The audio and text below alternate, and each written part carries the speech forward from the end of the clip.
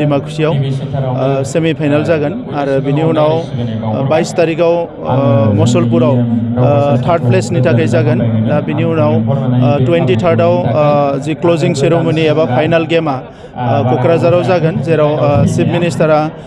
गाहाय आलासि महरै बाहागो लादों जोङो फार्स्ट ISPL खौ खुंनानै जोंनि मोनदांथिया जोबोद क्लियार जादों जे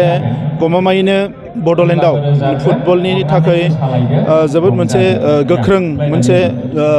जोङो थासारि दङ आरो बे थासारिखौ मोजाङै बाहायनो हायोब्ला जोंनि ओनसोला जोबोद जौगालांगोन स्पर्ट्सआव आरो बिसेसके जोंनि जायफोर प्लेयार्स बिथांमोना नेशनेल इन्टारनेशनेल लेभेलाव गेलेनो थाखाय मोजां सुजुग मोनगोन दा बेनिखायनो नैबे ISPL नि उनावनो जोङो मोनबा फुटबल एकाडेमि गायसननायनि जि प्लेनिं बेखौ आरोबाव मोजाङैनो जोङो बेखौ प्लान खालामगोन आरो देग्लाय बोसोरावनो फ्राय जोबनायथिंजाय डिसेम्बराव गंनै जायगायाव जोङो फुटबल एकाडेमिखौ स्टार्ट खालामगोन आरो 23rd आरोबाव गंथाम गासै गंबा फुटबल एकाडेमिखौ जों स्टार्ट खालामगोन बेजों नुबाय थांनाय जेब्ला नोंथाङा जे सासुराव फैदों अब्ला बै समाव बुलुरनि मोनसे गेलेनायखौ नोंथांमोना जागायजेनदोंमोन खिन्थु दिनै साबथाना थाबाय नैबे ISPLआबो बिदि थाबथागोन नामा मा होनदोंमोन थांनाय जेब्ला सासुराव फैदोंमोन नैबे ISPLआबो बिदि थाबथागोन नामा ना भलिबला मोनसे ट्रायलमोन जोंनियाव खिन्थु भलिबलनिख्रुइ फुटबला जोंनि जायगायाव जोबोद पपुलार आरो जोंनि प्लेयार्सफोरा गेलेनानै जोबोद मोजां मोनो दा नंखायनो फुटबलखौ जोङो मोजाङैनो अर्गानाइज खालामनो हायोब्ला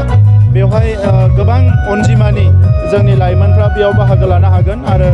बेखौ जोङो जोंनियावबो मोनसे मोजां FC नि गोनांथि दङ जायनिखि नेशनेल इन्टारनेशनेल लेभेलाव गेलेनो हायो दा बे FC नि थाखायबो जों सिन्था खालामगोन आरो मेक्सिमाम जोंनि लाइमोनफोरखौ गुबुन गुबुन जायगायाव ट्रेनिं होनानै जाहाथे इन्डियानि गुबुन गुबुन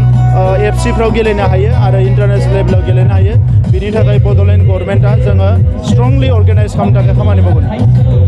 सोलोंथाइनि बिथिङाव जोङो जोंनि गभर्नमेन्टआ जोबोद जोङो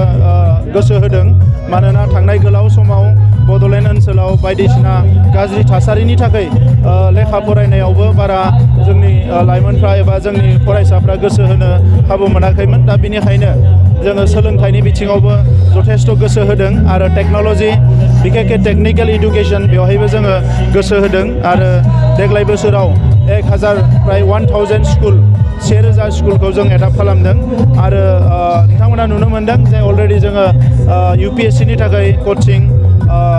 IIT नि थाखाय कचिं आरो मेडिकेलनि थाखाय कचिं जों स्टार्ट खालामगोन बेनिफ्राय रिसार्च जायफोर फेल' बिथांमोनखौबो जोङो हेल्प खालामनो नागिरदों आरो लेंगुवेज लिटारेचार जौगानायनि थाखाय गंथाम आर्काइभ जोङो देग्लाय बोसोरावनो स्टार्ट खालामनो नागिरदों मोनसे जाबाय बर'फोरनि हिस्ट्रि जारिमिनखौ नुनो मोननाय मोनसे आर्काइभ जों स्टार्ट खालामगोन लेंगुवेज लिटारेचारनि मोनसे आर्काइभ आरो मुभमेन्टनि हिस्ट्रिखौ जोङो प्रिजार्भ खालामनो थाखाय आर्काइभ जों मोनथाम आर्काइभखौ अलरेडि जों स्टार्ट खालामगोन